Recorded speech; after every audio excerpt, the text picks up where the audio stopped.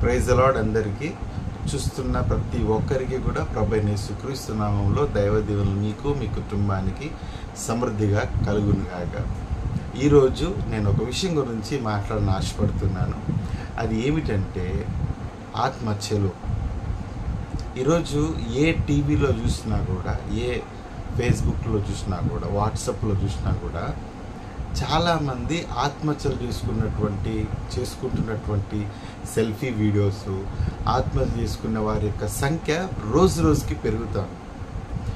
ఈ రోజు రోజుకి ఎందుకు పెరుగుతుంది అంటే వారి జీవితాల్లో వచ్చే సమస్యల చేత, వాళ్ళు ఎగ్జామ్ పాస్ కాలేదనో, లేదా భార్యాభర్తల మధ్య గొడవలనో, వారికి ఏదో రాలేదనో, వాళ్ళు అనుకున్నది కాలేదనో, ఈరోజు చాలామంది పెళ్ళైన వారు, పెళ్ళి అయి పిల్లలు ఉన్నవారు కూడా ఈరోజు ఆత్మహత్యలు చేసుకొని చనిపోతూ ఉన్నారు.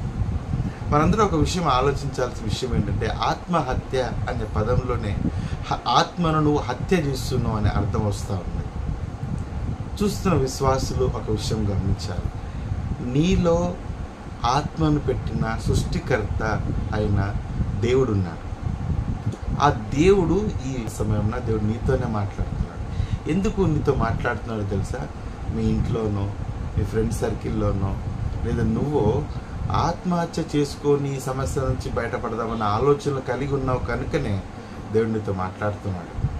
ఏ ఆలోచనలు కలిగి ఉన్నావో, ఈ సమస్య ఎలాగూ తీరదులే, ఈ సమస్య బయటకు వస్తే నా పరువు పోయిద్ది, ఈ సమస్య బయటకు వస్తే నేను ఇంకా ముఖం చూపించలేను, తల్లిదండ్రులకు, భార్యకు చూపించలేను, భర్తకు నా ముఖం చూపించలేను, సమాజానికి నేను నా ముఖం చూపించాలని అంటే డిప్రెషన్లో ఈరోజు చాలామంది ఆత్మహత్యలు పాల్పడుతున్నారు.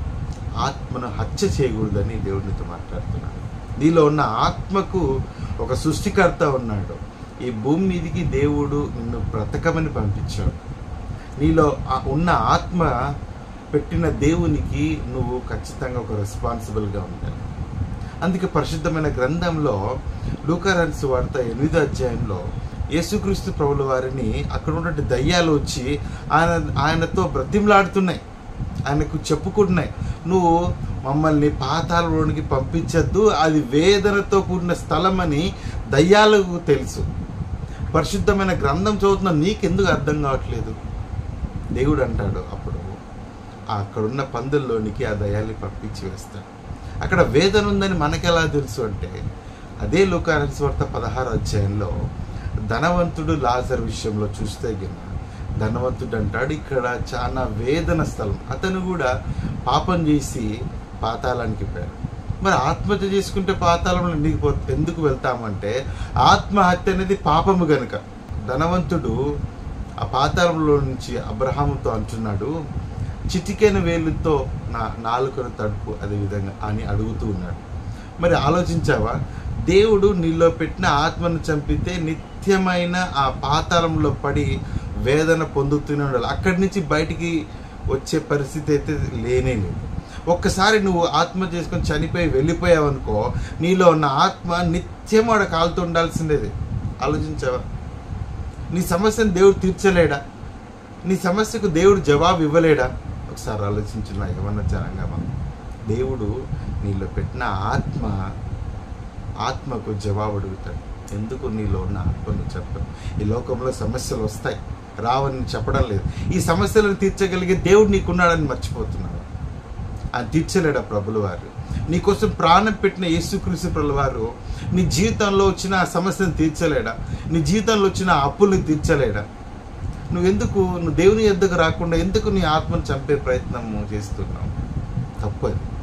దేవుడు చెప్తున్నాడు, ఈ సమయం చెప్తున్నాడు, ఆత్మహత్య మహాపాపం. అటువంటి వాటికి పాల్పడితే గిన నిత్యమైన వేదన స్థలంలో కాలుతూ ఉండాల్సిందేదే. నువ్వు అక్కడి నుంచి బయటకు వచ్చే పరిస్థితి లేవు కనుక అటువంటి ప్రాంతానికి నువ్వు వెళ్ళకూడదు అనే దేవుడు ఈ సమయం నీతో మాట్లాడుతున్నాడు.